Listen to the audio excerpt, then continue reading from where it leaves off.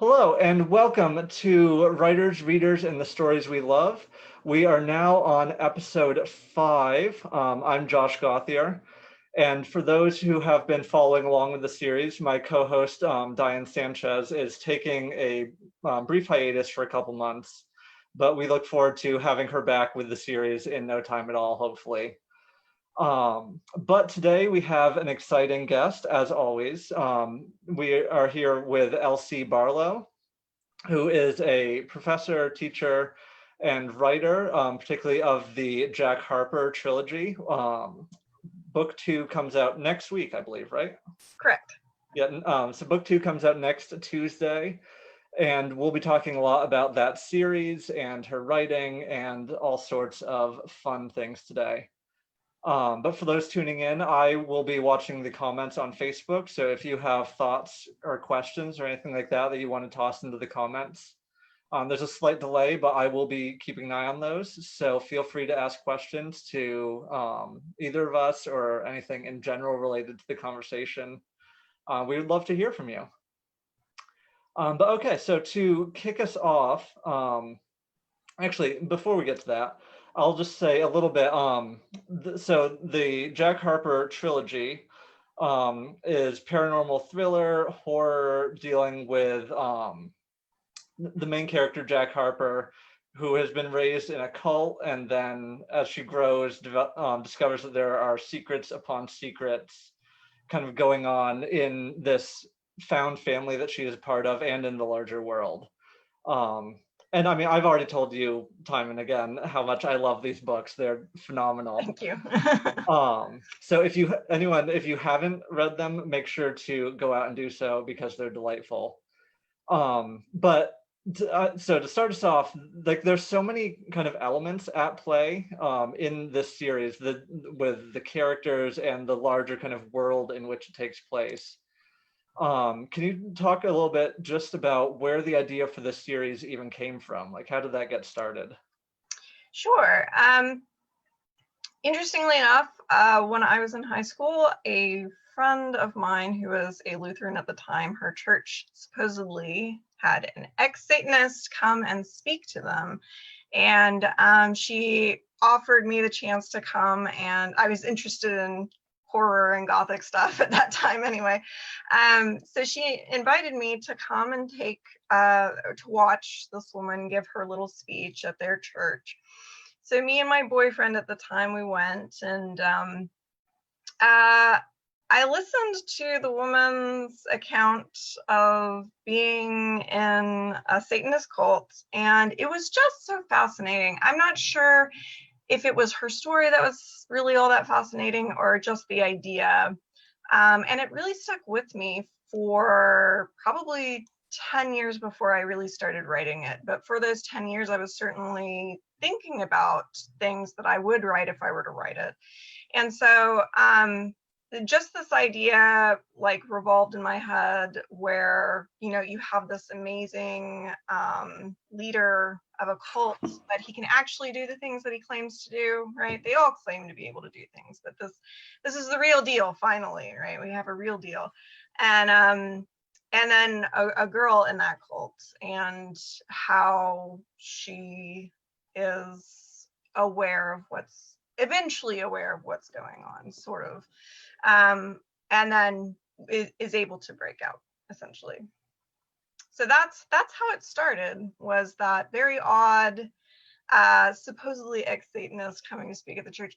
I don't think she really was an ex-Satanist. I think someone suggested she might have been an actor, like hired on, but maybe, but I suspect this was more of like a scared straight event where someone pretends to be an ex-Satanist.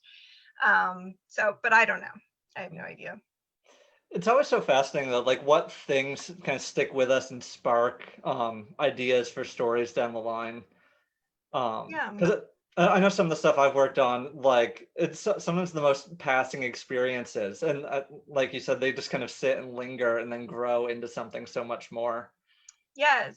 And I would also say that like it was the writing itself that helped them grow. The characters really didn't become what they were until I sat down and started writing, and was actually really impressed with, you know, the amount of daydreaming that I do, you'd think I'd have it all like mapped out, but I don't. And I realized that while writing, that there are things that just come out in the work that I never could have planned or foreseen.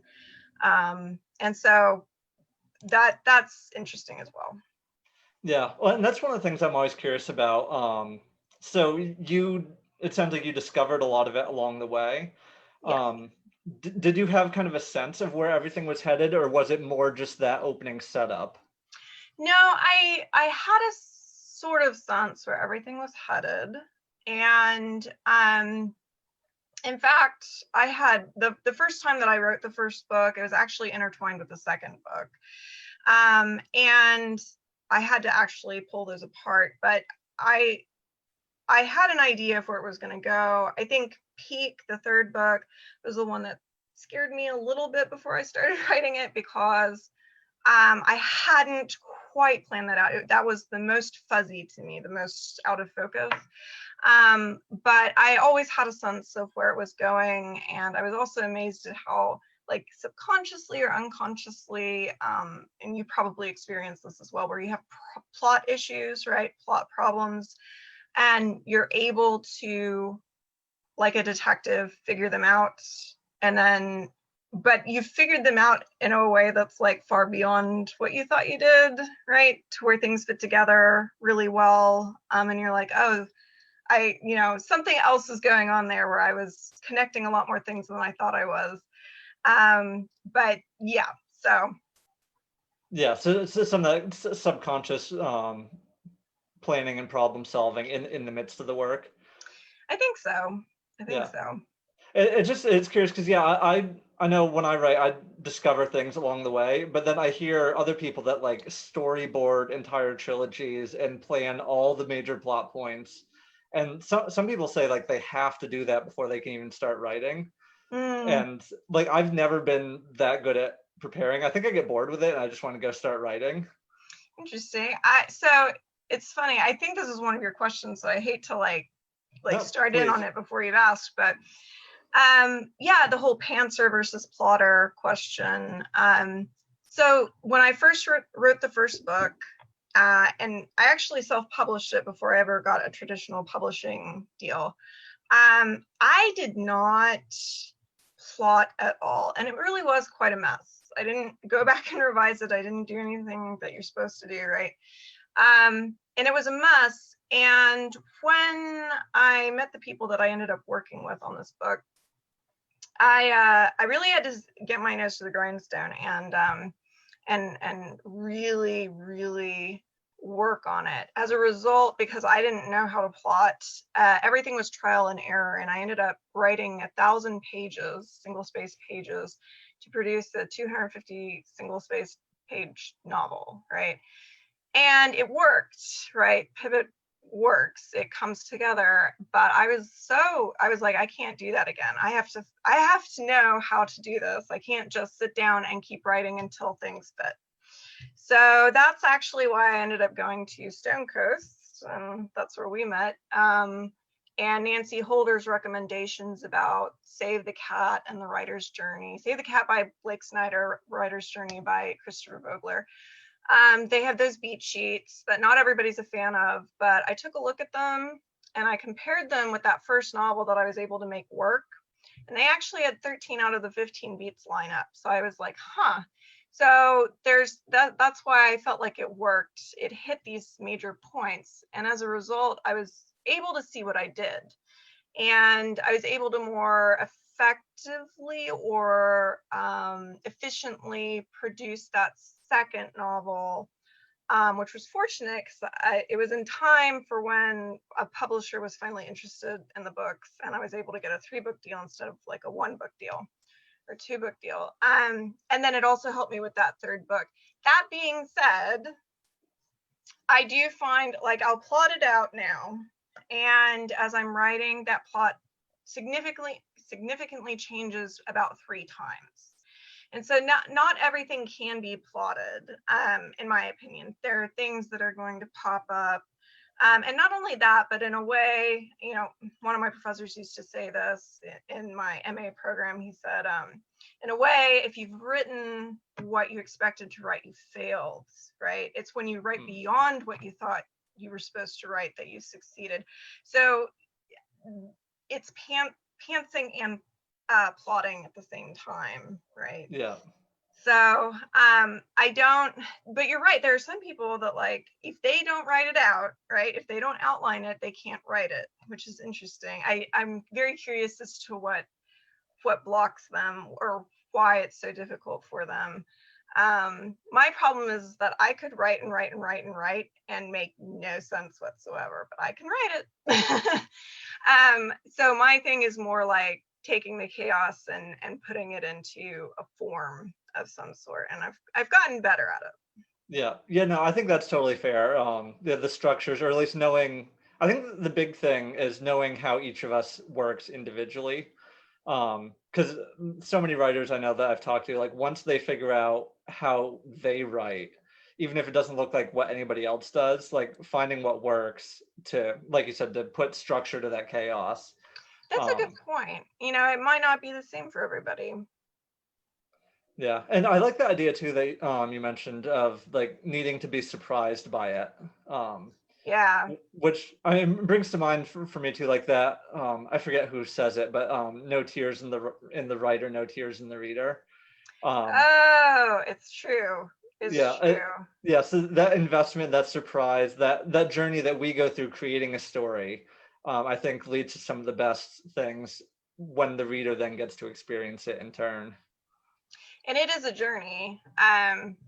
You know, I think when I had started out writing a book, I had no idea what I was getting into, and like no idea. But it is quite a journey, and it is a lot of tears, isn't it?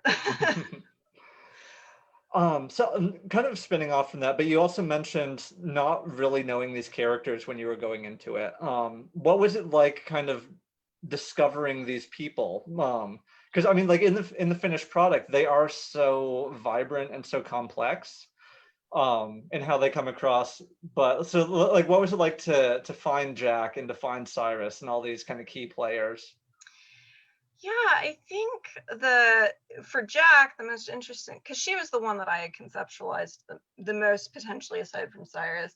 She, what surprised me about her was she did end up being so intelligent throughout all three books. And that was partially a result of the revisions that were required of me and figuring out the plot. And part of it was that I realized, you know, I've got to paint her into a corner and she's got to get out of it. Right. And the corner that I painted was one that I did not know how to get out of. Right. I had created this setup. I don't want to ruin anything, but there's a box that knows when someone's going to blaspheme before he or she does. Right.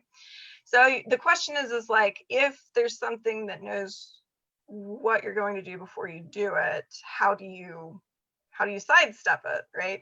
I had no clue.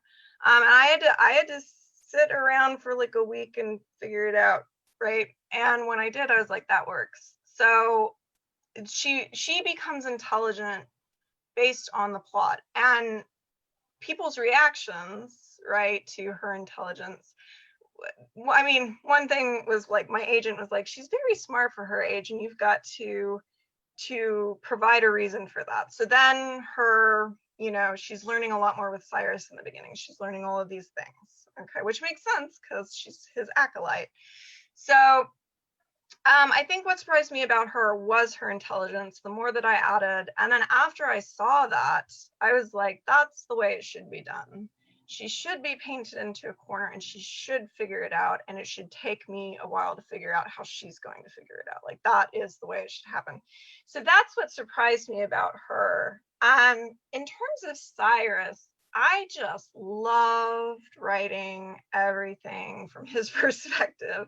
He is just so manipulative, maniacal, has no conscience whatsoever. He's experimenting psychologically on all sorts of people to see what he can develop them into, just based on how he treats them as children, etc.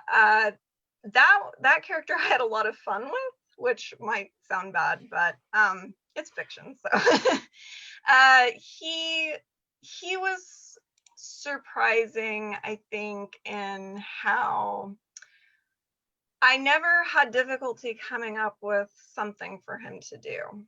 Like it was like he was there and ready to come out, right? All I had to do was write, and all of the things that he did, yeah, no, I just had limitless energy for writing him, so that was really interesting. And the thing that my agent wanted me to bring out about him was his charisma a bit more, because I had just assumed it was there because I could see the character. But the agent was like, we really need to see like these moments where he inducts people into the following.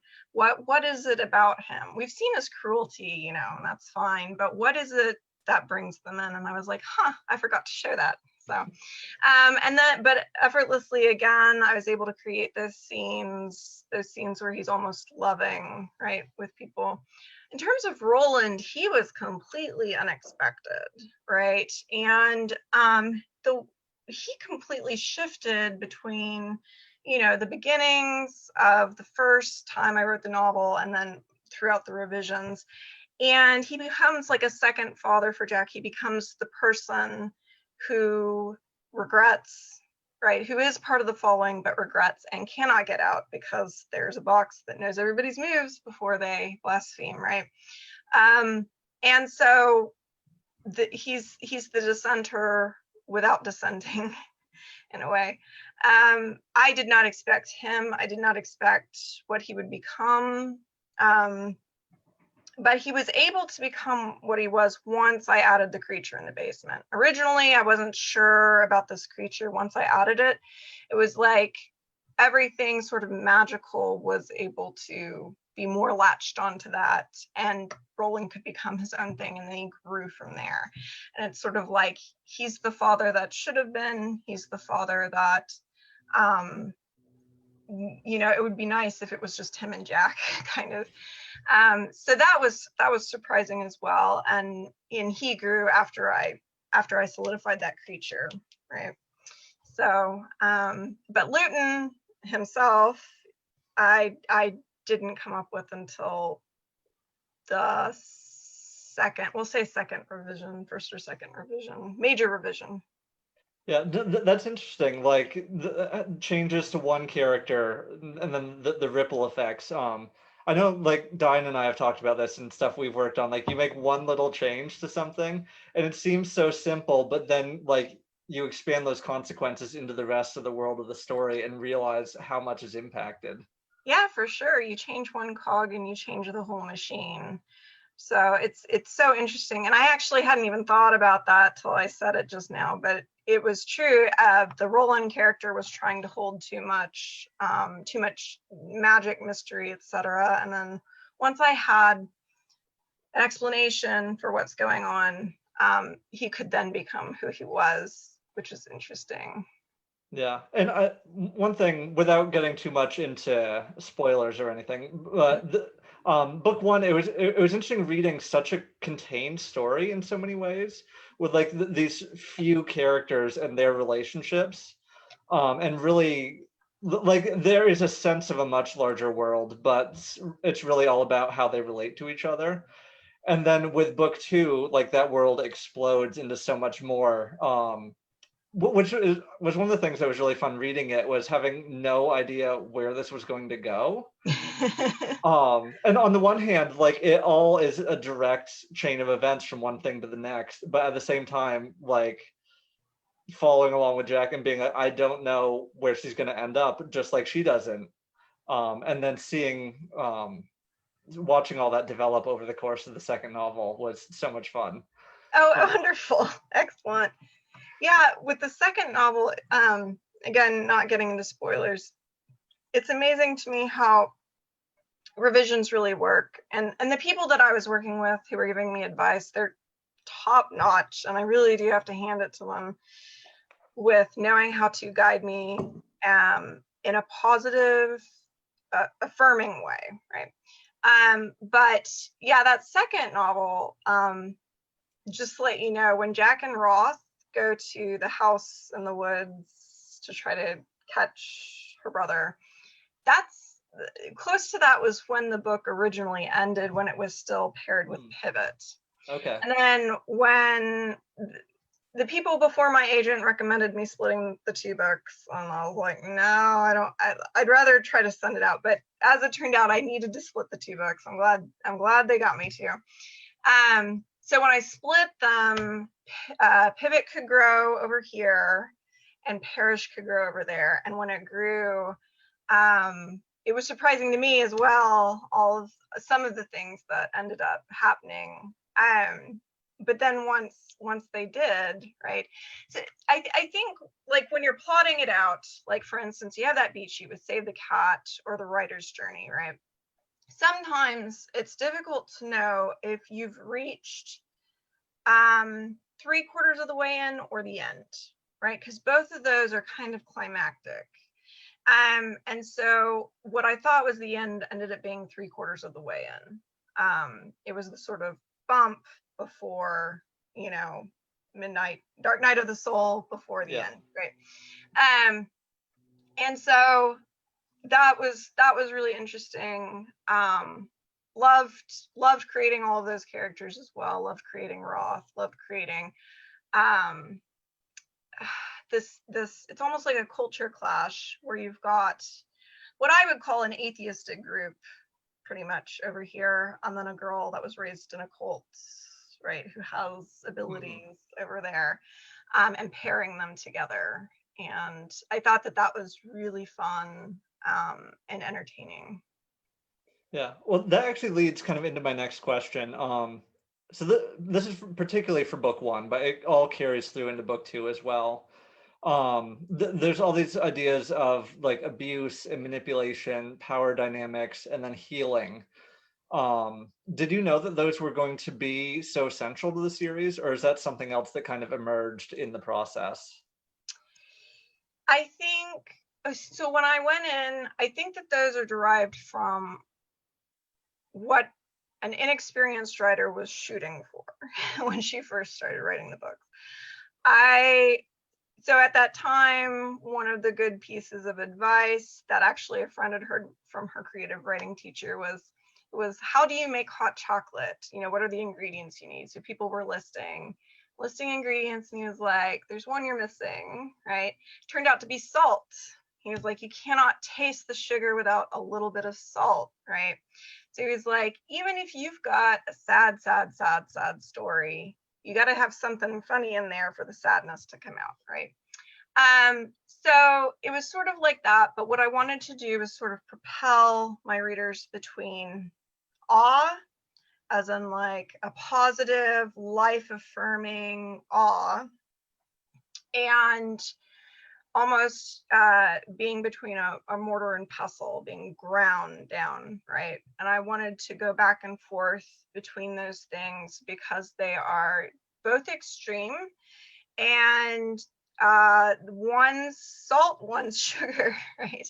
And I that was my primary way of connecting these things. I think what ended up resulting, I did end up like getting away from that a little bit as I continued on, because that was just sort of a base idea of how to go about it.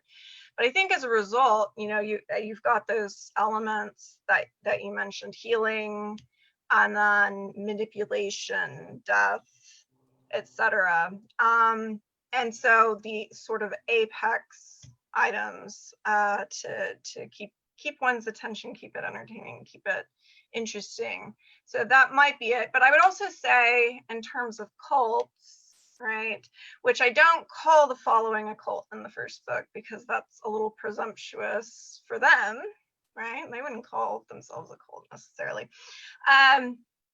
That they have abuse, they have all of the negative things, but they also have the positive things, right? Cyrus talks about manipulation. He says, you provide the wounds and the salve. That's the key to manipulation, right?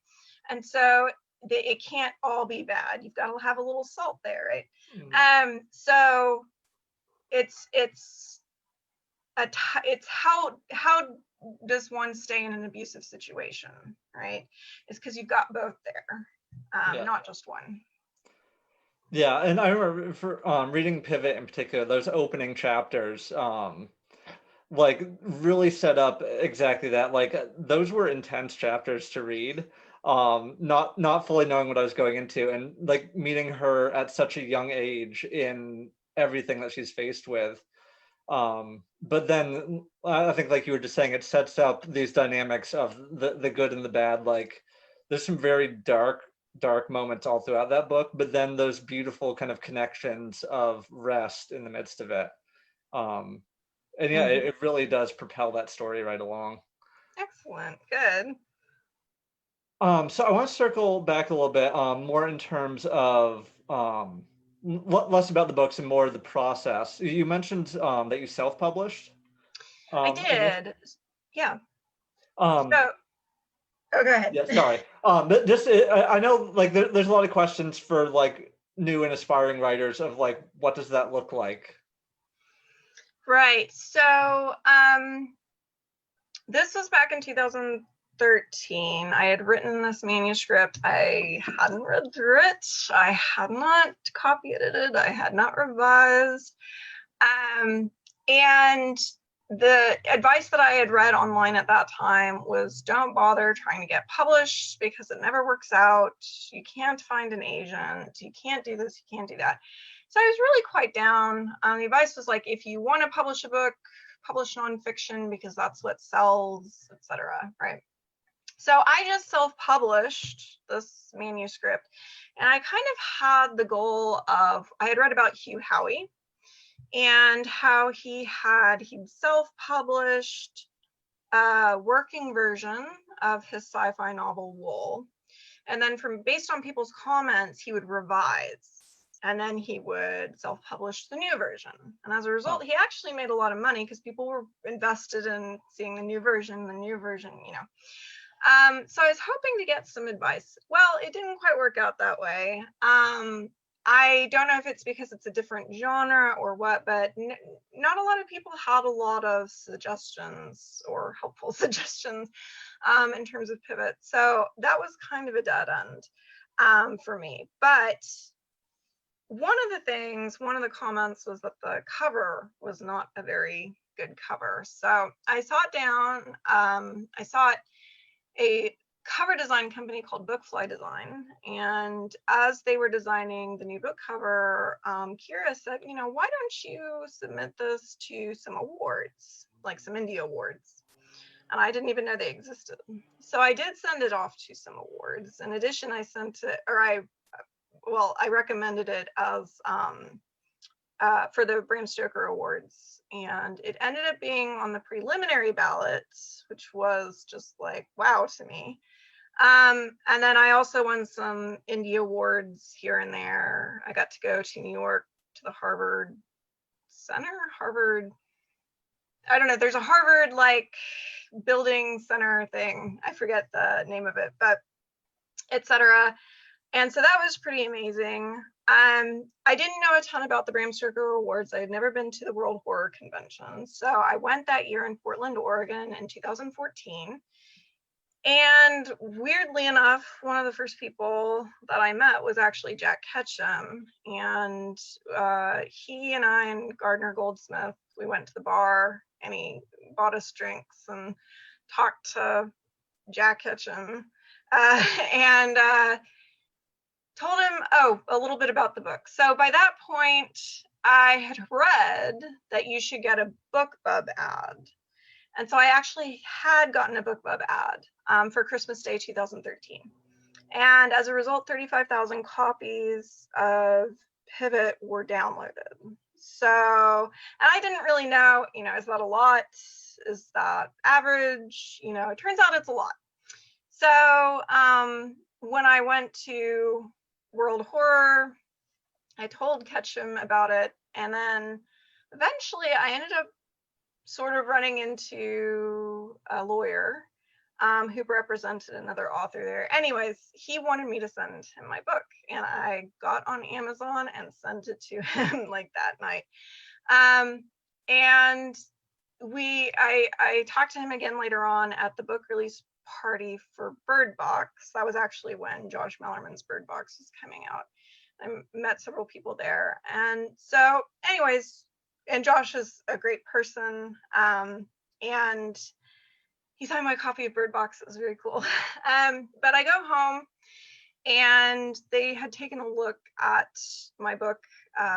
Wayne had, anyway, the lawyer. And he said, well, let me get somebody else in on this. And so he got a manager.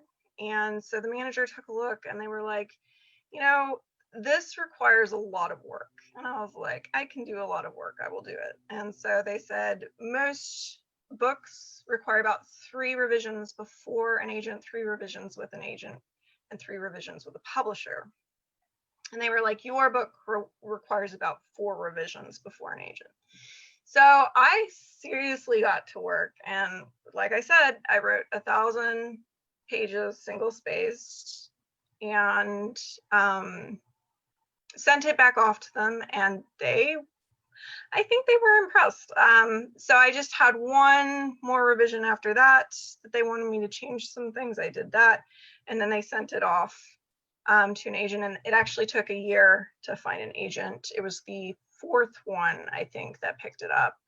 And the first agent took 3 months to look at it, slush pile, wait time. It was off. She wouldn't represent horror that wasn't literary, that wasn't not, it had to be not paranormal, right? Okay. But she had another agent she knew. She sent it to that woman. It took her 24 hours to read it. So that's the difference between a slush pile and a recommendation. And it was a few degrees off of what she represented. She represented dark fantasy specifically. And mine was a little too much horror. So I went on to a third person. It wasn't really in his purview. And then it landed with Jonathan Lyons at Curtis Brown. So with Jonathan, I revised. I hope this is not too far off topic. But with Jonathan, I revised, and he recommended that I split the book into 2. And I was like, no, I've worked on this for a while. I want to just send it out. Well, all the publishers he responded said this needs to be split into 2 books. So I was like, I will split it, right? It was daunting because I had already, it's like you hone and hone and hone and hone this nice little gem. And someone says, well, now you need to break it apart and hone those pieces. And it's like, but I just got done, but I did. I built up that first book. He sent it off. And then, Stonecoast happened. I was able to build up the second book by the time it landed with a publisher. And then the third book I actually wrote last year during the summer. But that's pretty much the process in terms of, because I think the questions that most people who are either looking at self-publishing or traditional publishing, I think one of the big questions is, how do I get an agent or publisher? My advice is to go to writing conventions. This was the advice of Anne Rice, because that's how she got her agent.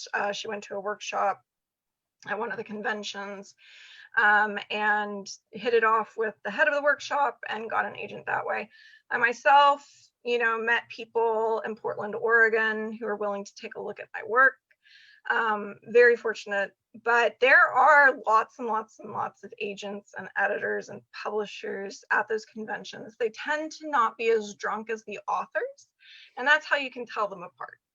So that would be my recommendation. If you are intent on self-publishing, my recommendation is to try to get as many BookBub ads as you can. For the original self-published pivot, I actually got 2 BookBub ads.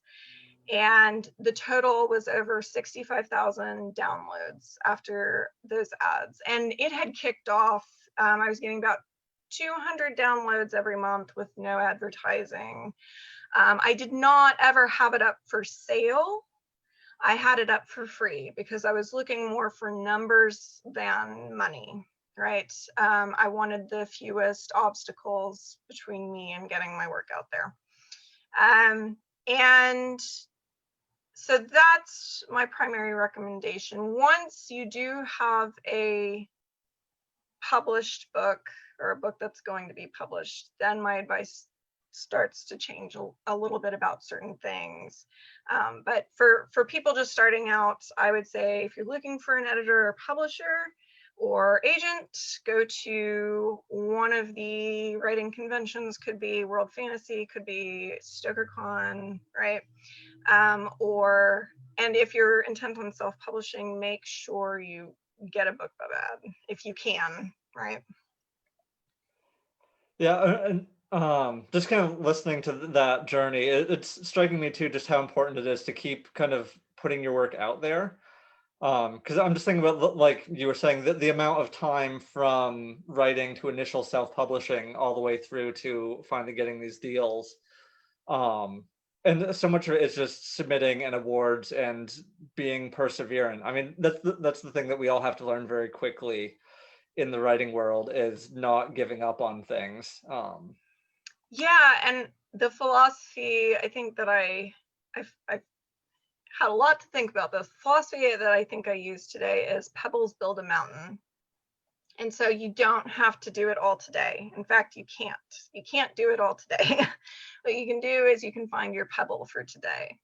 And what is it? And you get enough of those, so you get 3 pebbles a day, right? Eventually, you're going to have a mountain of things. It's interesting to me, like, it's interesting how the human mind works. You know, if I sit down at a 1,000-piece puzzle, I'll think to myself, there's no way I'm going to get this done in like this next week, right? There's 1,000 pieces here. They're not all right side up. They're not all, you know, and it takes me like 4 to 6 hours, right? If you can do that, you know, it's just that your mind builds it up as impossible.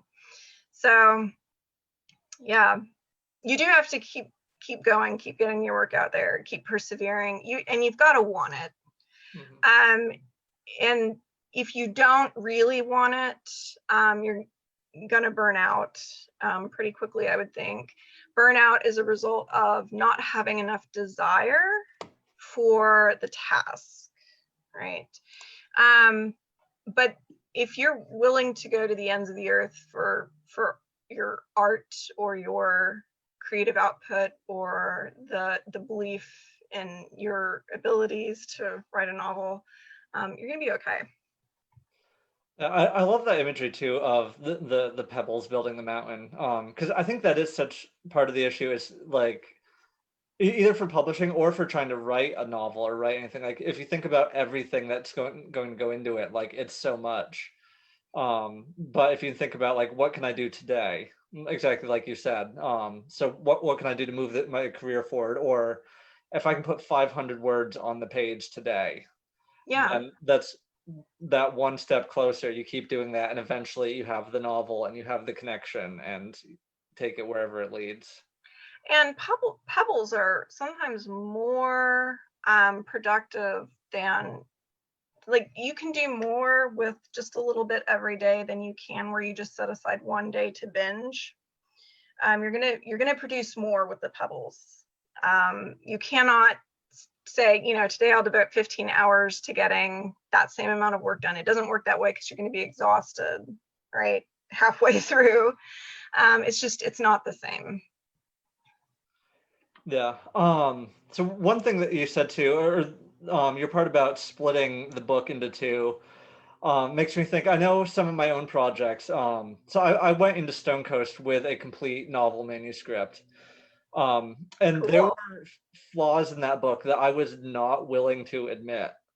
Okay. And I held on to like not changing certain things for the entire 2 years. I remember my thesis semester. Theodora Goss was my thesis mentor, and I can't remember the phrasing she uses, but in my mind, she said the main character was an idiot. Okay. And I had to stop and look at it. And I was looking at it, I was like, he really is? And I had written certain decisions into this story that I didn't want to go back and do the work to change them. Mm-hmm. And I think in a different way for you splitting the books, like it's interesting how it can take multiple other people and so much time saying the same thing to be like, no, you need to do this thing in order for the story to be better. And then you do it and it's amazing. Right. It did make my story better. I think I hung on to the one book thing simply because I knew how much work it was going to be splitting them. Especially since I had just written 1,000 pages to produce what I had produced.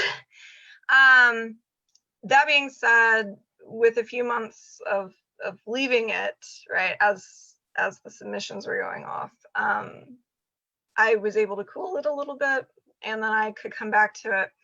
My theory, or my working, I guess, the way that I work is that you can have 5 different versions of the same story, right? And once you've written one version, that's set. You're never going to lose it, right? So even if you take somebody's advice and you revise, you've got a brand new version, right? It's not that this one has disappeared, it's there. But you've got this new version, and now you can objectively read and you can see which one works. And every time I took the advice of Wayne, Ryan, Jonathan, and then Bob eventually, I was very impressed. I was like, oh my gosh, I'm a real writer. Whereas I hadn't felt that way before. I had written something, right? But I would not have ever compared it to like another book. And then I got a better sense of what's going on. But it's funny, I talked about this with Elizabeth Searle's group, the graduating, I forget whatever group. She said she knew a student who had been advised to split her books, because they, like mine, had gone past, present, past, present, past, present, right? And she refused to. And then like years later, she said, I probably should have, right? So I do kind of wonder, what stops someone from trying something like that? What stops someone from experimenting on the work? Is it like the exhaustion of, I just did this, I can't branch off from it now, I just got it done? Or is it like the darling thing, right? Not wanting to kill your darlings? Because I myself don't necessarily view it as killing the darlings, but rather archiving them. Right? They're still there in a version, but now we've got this new version. So I don't know. What do you think? Why do most people not want to do major revisions? Yeah, I mean, I know for me, it's kind of a darling thing where like once I put something on the page, it's very hard for me to imagine it another way. And so like I can make tweaks within scenes and within characters and stuff, but tearing something like down to the ground and building it back up, I'm getting better at it, but that's been one of my biggest struggles in revision, is being willing to like completely set aside something that I've already spent a lot of time with and be like, what if this was something else? And I know with Dora, when I got that comment on my thesis like 2 years in, like that was what I needed at that point to kind of shake me out of it and be like, no, like, yes, you're committed to this, but it's not serving the character, it's not serving the story. And then just hearing it put that starkly, I was able to look back at it and be like, okay, so like, yeah, I see that even though this is a thing that I've kind of built so much of the story around, it's weak. And if I can fix it, the story will be stronger. Yeah, I mean, I can't speak for everybody else. I think some other people, at least, it probably is that case that like what's there is easier to look at than what could be there. Right. And it occurs to me, right, like for instance, writing for yourself or writing for an MFA program is going to have a different type of pressure than writing for an agent, right? And thus the desire to change things might be different. So I mean, the way that I met Wayne and Ryan and I got this chance with them, I did feel a bit of pressure, right? We don't know each other. They're giving me a chance. They're willing to read my work, right? And if I don't show up, if I don't put my best in, it'll be obvious and they'll be done with me, right? And that's just business. If you're not going to work, or if you're not going to produce, if you're not going to, I mean, what are you really in it for? So I think my main thing was they can take me or leave me, and they've provided advice. So that's not to say that I have no artistic freedom, right? Because they want me to produce what only I can produce. They don't want me to produce what everybody else can produce, right? And so it's a different type of pressure, I think. I didn't want to split the books because I had just produced this thing that worked, and I was having to rip it apart. But at the same time, how many chances am I going to get where I have an agent, I have a manager helping me, you know, and I have a lawyer. I put my all in, you know, whereas not to put MFA programs down at all, I would not have put that much effort in for an MFA program. I just, it's a lot of stress, it's a lot of pressure, and I don't think most people willingly put themselves through that. And if they do, it's for a very specific reason. Yeah, no, I think that makes sense. So Claire in the comments, this is kind of circling back a little bit, but she was wondering if we can both talk about what does the ending in a book need to do when it's in the series? So like a satisfying ending to a story versus an ending in a story that will be continuing in a subsequent novel. That's an interesting question. Do you want me to start or do you want to start? Yeah, I mean, if you want to, because I mean, we've been talking about like what it was like for you to split, and you already touched a little bit on like the 3/4 and the ending question, but right. So what else? I'll say multiple things. I'll say one, I was recently getting feedback from reviewers about my books, and what a lot of them said were, I don't like series, but I like this one because it actually has a beginning, middle, and end for each book, right? And I thought to myself, are we allowed to get away with not having a beginning, middle, and end? I didn't know that, right? Because I might not have put as much effort in. I'm just kidding. I think some people take a lazy way out and they have like, it's almost like a first act, second act, and then it's go on to the next book to keep reading. And then the next book is first act, second act, and got to keep reading, right? So for my advice, at least, I would say make sure that the book has a solid ending for it's what do you call it, where it can stand on its own, right? That book can stand on its own, but it also, and this could just be like a paragraph or two at the very end, could potentially lead to the next book. That's how I wrote my two, because the third is the end, right? My two is that solid beginning, middle, and end for a book that can pretty much stand on its own. The next book might need some background info from the prior book. And the third book seems to need even more prior info than the second one, but that makes sense. But I would make sure that ending has, it should have exactly what any other novel has. So you've got like the solution that fails, Dark Night of the Soul, and the solution that works, right? That's kind of the end of a book. It's the aha, right? The aha moment. Well, it also depends on what genre you're writing in, but yeah. Anyways, what do you think, Josh?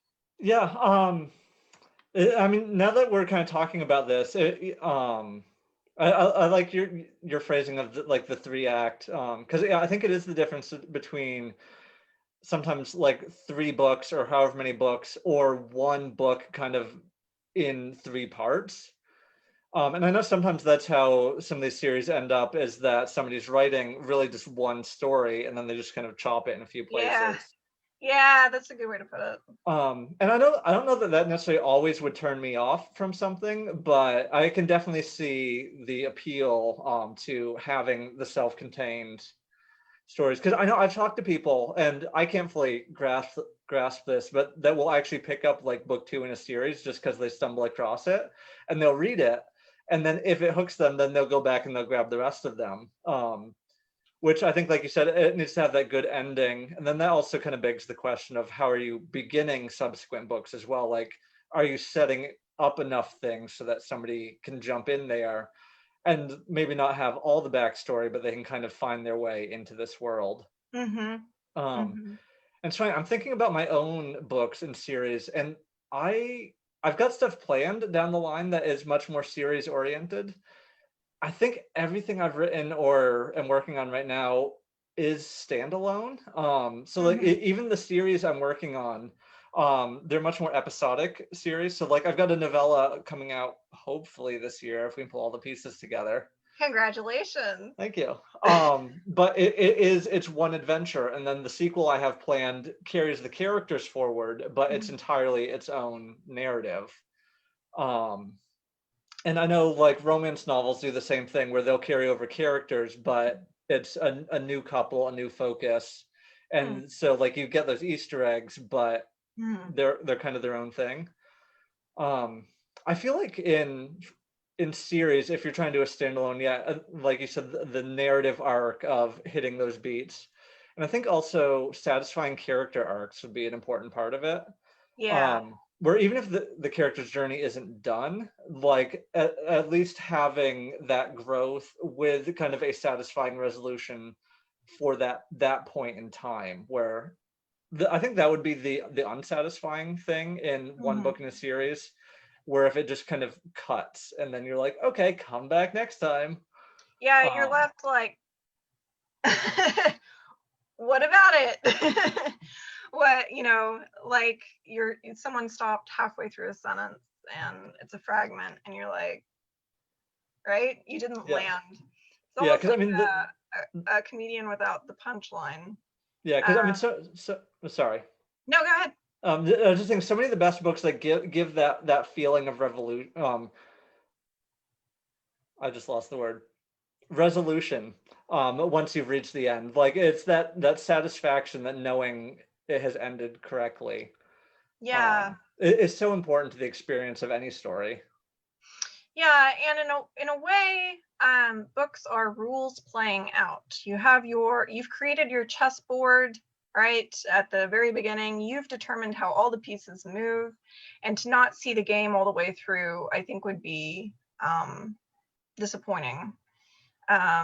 It's like it's not just enough to create the board. It's not just enough to have the pieces move. You've also got to have those pieces interact in such a way that the game is won somehow.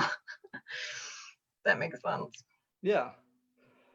So we're coming up on time. So I'm going to jump a couple of questions I had. And I think to wrap up, one of the things that we've liked talking about this series is just asking about like other stories that you're enjoying. So I'm going to combine a couple questions.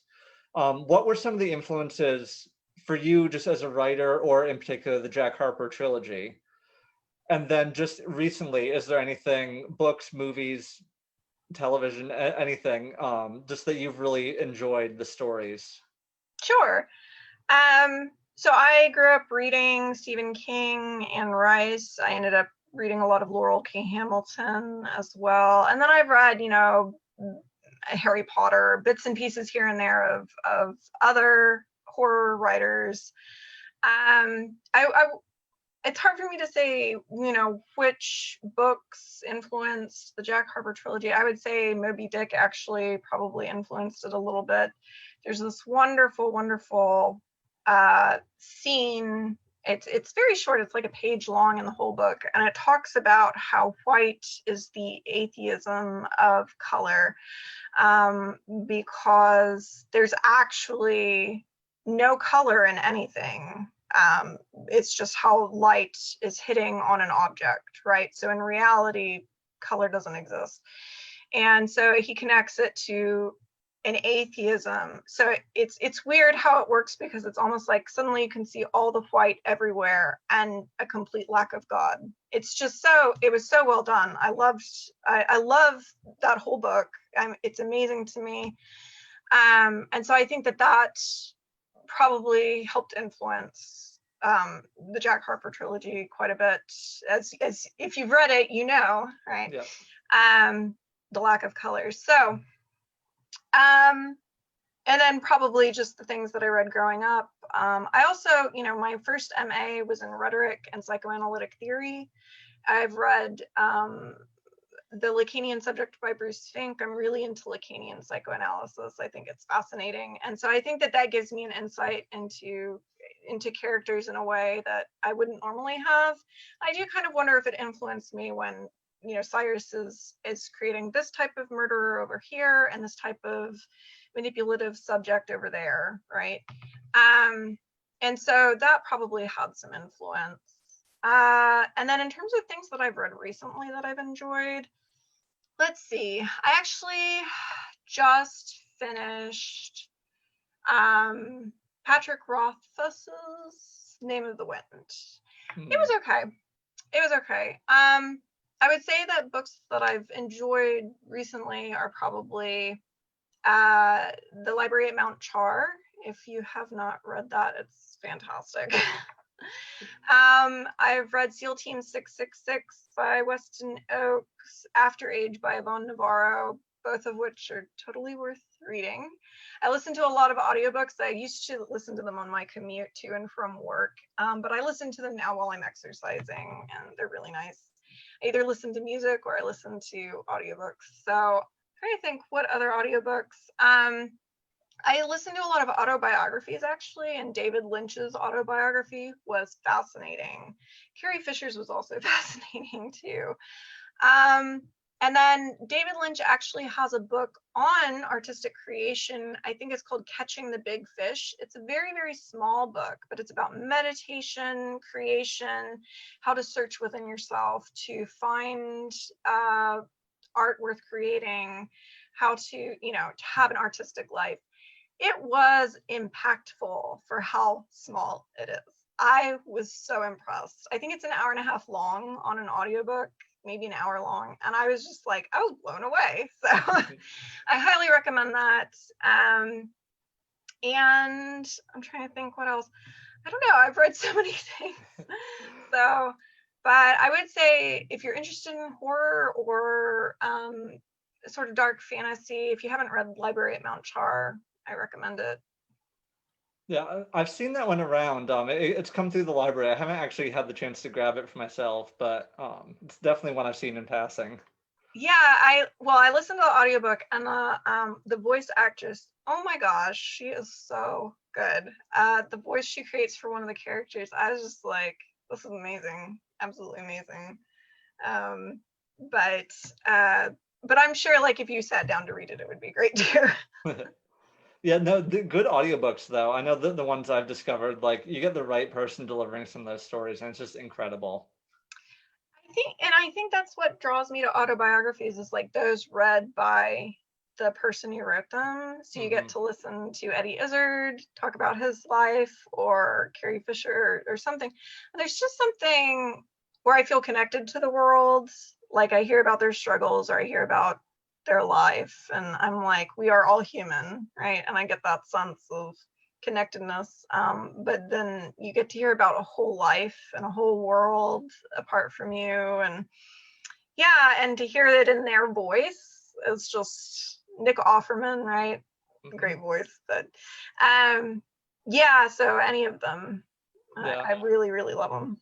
Yeah, I know. I go looking for Neil Gaiman's audiobooks a lot of the time, because like him reading things in general is delightful, but the like the darkness and the subtle humor and all the different elements that play, like I mean, obviously he wrote it, but the way he captures it in the audio is so much fun to listen to as well. Oh, I bet. I bet. Well, I mean, like in terms of Neil Gaiman, I recommend the Sandman series. It's probably one of the only comic book series aside from Mouse that I've read. Oh my gosh. I think what impressed me so much is that it just keeps going, right? Yeah. And it's fantastic all the way through. Yeah, I've read the first volume and then I think I got like sidetracked on stuff. I need to go back. Like that's one of the gaps kind of in my reading history of the genre that I need to go back and spend some time with. Yeah, that one is worth it. That Mhm. one's worth it. And I don't think I've actually talked about on this series, so I will pitch it rather than just repeating some of my go-to favorites. Speaking of comics, I just recently reread Gideon Falls by Jeff Lemire and Andrea Sorrentino, Hmm. I which haven't. is it's paranormal horror plus like sci-fi plus like family drama. Like it's all these different kind of things going on at once. I mean, Lemire is one of my favorite comics writers just in general. Yeah. And he writes such strong characters, but then Andrea Sorrentino is doing things with art that I have not seen other artists really working on, like the way Hmm. he uses the page. Awesome. And so I just read volume 4, and it had one of the single best horror panel images in comics I think I've come across. Really? Yeah, just in terms of how he conveyed what was happening. Uh-huh. I was looking at like it was creepy. Like it was so well delivered. Interesting. Interesting. It reminds me just a little bit of House of Leaves. Is that right? House of Yeah, Leaves. I never made it all the way through that book. It's so long. But some of the the spirals mhm. and having to decode messages and stuff. I don't know, like it upped the anxiety. Yeah. But when it's done right, the effect is just so good. I felt the same thing about Paul Tremblay's Survivor Song. I haven't Um, read it yet. Yeah, he uses white space in that in some very key ways, really effectively. And Oh, it's such a simple choice, but then in the moment, it just the impact it conveys is so good. isn't that interesting? It's so interesting to me that it can come across, right? Not just that it impacts him, but it impacts everybody else. Yeah. Okay, that about brings us to time, but thank you so much for coming today and for spending this time to talk about books and stories and all such things. Yeah, well, thank you for having me on. Yeah, and thank you to everyone who tuned in or who comes back to tune in later, wherever you find this video. Tell your friends. We do this every month with lots and lots of lovely, wonderful guests. And we'll be back next month with another discussion. So everyone enjoy your weekend and thanks for being here.